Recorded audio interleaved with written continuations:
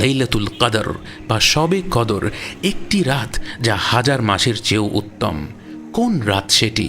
বুখারী ও মুসলিমের হাদিসে বর্ণিত আছে, রাসূল সাল্লাল্লাহু আলাইহি ওয়াসাল্লাম বলেছেন, রমাদানের শেষ 10 দিনে এই রাতটি খুঁজতে। শেষ 10 রাতে লাইলাতুল কদরকে খোঁজা মানে কি? মানে শেষ 10 রাতের প্রতিটি রাতেই বেশি বেশি করে ইবাদত করা। আজ থেকেই ঠিক করে নিন রমাদান মাসের শেষ 10 রাতে আপনি কি কি ইবাদত করবেন। কিছু অংশ কোরআন পড়বেন, ঠিক করে নিন দিনের কোন সময়টায় কোরআন পড়বেন এবং কতক্ষণ কোরআন পড়বেন। শুধু তিলাওয়াত করবেন নাকি তিলাওয়াতের পাশাপাশি অনুবাদ ও তাফসিরও পড়বেন। প্রতিদিন কিছু টাকা দান করুন এবং এখনই নির্ধারণ করে রাখুন কবে, কিভাবে, কাকে সেই টাকাগুলো দান করবেন। এবং একটি খাতে দান না করে আপনার সাদাকাকে ডাইভার্সিফাই করুন, বিভিন্নভাবে দান করুন। রোগে আক্রান্ত কোনো ব্যক্তিকে সাহায্য করা, মসজিদে দান করা, কারো খাবার দাবারের বন্দোবস্ত করা, কোনো আত্মীয় স্বজনের সাহায্য করা, কোনো ইয়াতীমের সাহায্য করা ইত্যাদি। জিকির করবেন। কোন সময়টায় আপনি নির্জনে বসে আল্লাহর কথা স্মরণ করতে করতে জিকির করতে পারবেন? কোন জিকিরগুলো করবেন? দোয়া করবেন। দোয়া করার সময় বেশি বেশি পড়বেন আল্লাহুম্মা ইন্নাকা আফুউন তুহিব্বুল আফওয়া ফাফু আন্নি। এবং এই সব কাজ করতে কত সময় লাগবে হিসাব করে নিন।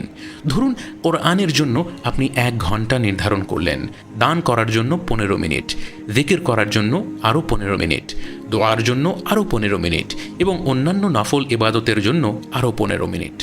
মোট হলো 2 ঘন্টা। এই 2 ঘন্টা কি আপনার হাতে আছে?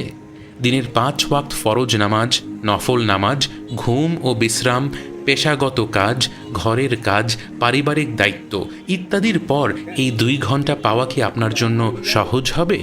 নাকি এই 2 ঘন্টা বের করতে হলে আপনাকে বর্তমান কোনো কাজ বাদ দিতে হবে?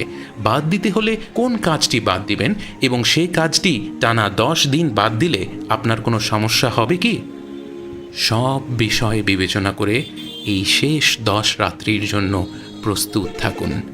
ভাইয়েরা, বোনেরা, আপনার নিজের সন্তান বিয়ে দিতে হলে যতটুকু প্রস্তুতি নিতেন, অথবা আপন ভাই বা আপন বোনের বিয়ের জন্য যতটা উৎফুল্ল থাকতেন, যতটা আয়োজন করতেন, মুসলিম হিসেবে এই শেষ 10 রাতের জন্য আরও বেশি ভালোভাবে প্রস্তুত থাকা উচিত, আরও বেশি আয়োজন করা উচিত।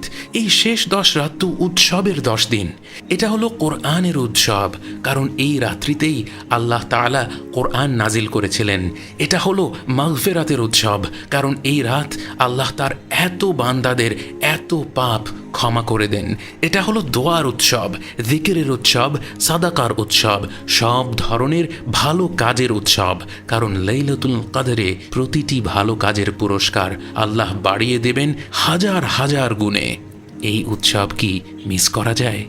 প্রিয়জনদের মধ্যে কেউ যেন এই আনন্দময় ইবাদতের উৎসব মিস না করে, তারা যেন মানসিকভাবে প্রস্তুত হয়ে এই 10 রাতের ইবাদত আরম্ভ করতে পারে।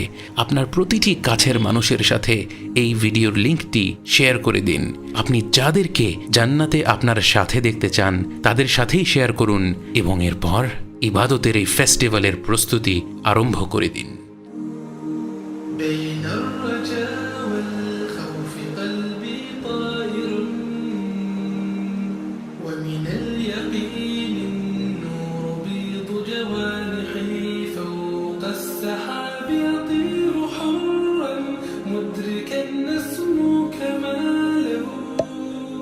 للكون وجه آخر نحيا